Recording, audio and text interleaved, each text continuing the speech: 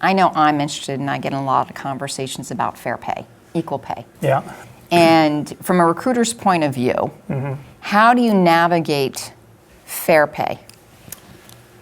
Well, there's legislation that's coming into play here, and I think some of it is, hey, you shouldn't be asking people what their current pay is, and I think that's absolutely the right answer, because what I'm being paid today has really not much and probably nothing to do with the job that I'm interviewing for and what that company may pay.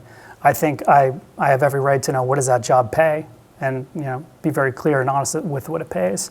So I think more and more recruiters need to get used to a world in which it's not about, hey, Pat, what are you making today? It's, Pat, this job pays X, and then you can have a conversation about that. You can offer to me, hey, I'm making this much, but we as recruiters shouldn't attack it from, what are you making today, and then, all right, we're gonna determine what we're gonna pay you based on that. Should be paid on the job, the skills, and what the company's pay range is. I would agree with that. Which, I'll throw it back to you. We're entering to this new world of transparency. You and I have talked a lot about transparency on multiple dimensions, including pay. Let's hear some of your philosophy of the world we're entering into related to transparency and compensation. Gosh, I'm very passionate about the topic.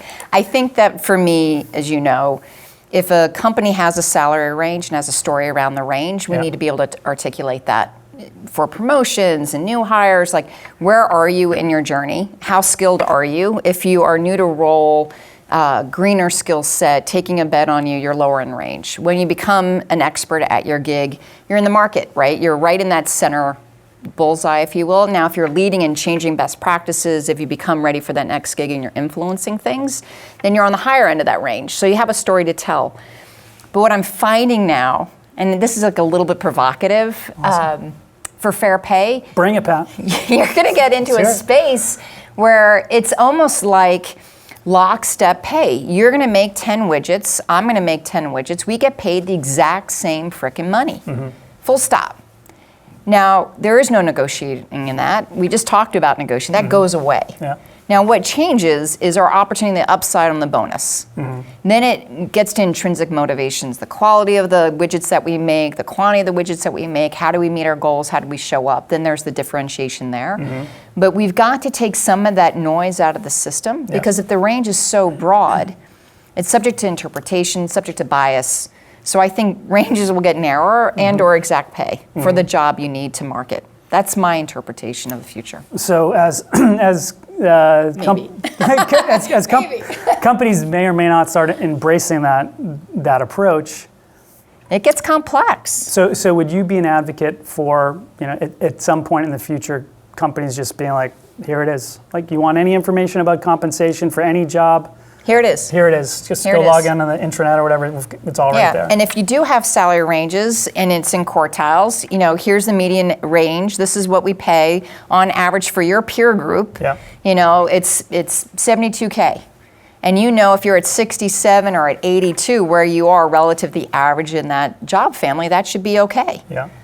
Just spit it out. If you make good decisions and they're sound, then share them. Yep. You don't want to talk about someone else's pay. That's when it crosses the line. I want to talk about your performance and what you, Brendan, make. I want to talk about the ecosystem. Let's dive a little deeper. Oh, no. So what type of forcing function will that create for managers? You're managing a team in the future, like, pay is out there. Yeah. It's putting a more ownership and accountability of decision-making on the manager. And it puts more responsibility on recruiters and HR professionals and comp professionals to put the right range with the right context in front of the manager to have those conversations. And that's where the pressure comes in. The more transparent you are, the more clear you must be on the context and how you drew up that range or how you describe pay and what is fair and what is equal, right? And so fair and equal do not mean the same thing, right?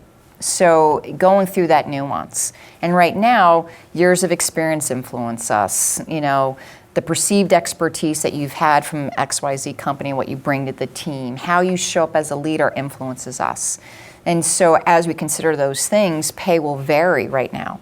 And so if there is real concern, because the studies show women are paid 79 cents on the dollar. If you want to shrink that gap and take away some of that noise, making the ranges smaller, paying exactly same base pay, get rid of that negotiation piece. Women tend not to self-advocate as much, and then you make the differentiator on the outcomes. Interesting. The millennial generation talks, and they share, and they're smart. And so they're bringing to bear the technology, the resources in the community, the social network, to figure out what is equal and fair. And so it's going to come to us. We have to decide how we want to play in that space when it hits us. Get in front of it, meet it where it's coming, or lag it. Got it. And catch up later. It's going to come at us. We have to decide our strategy. I like it.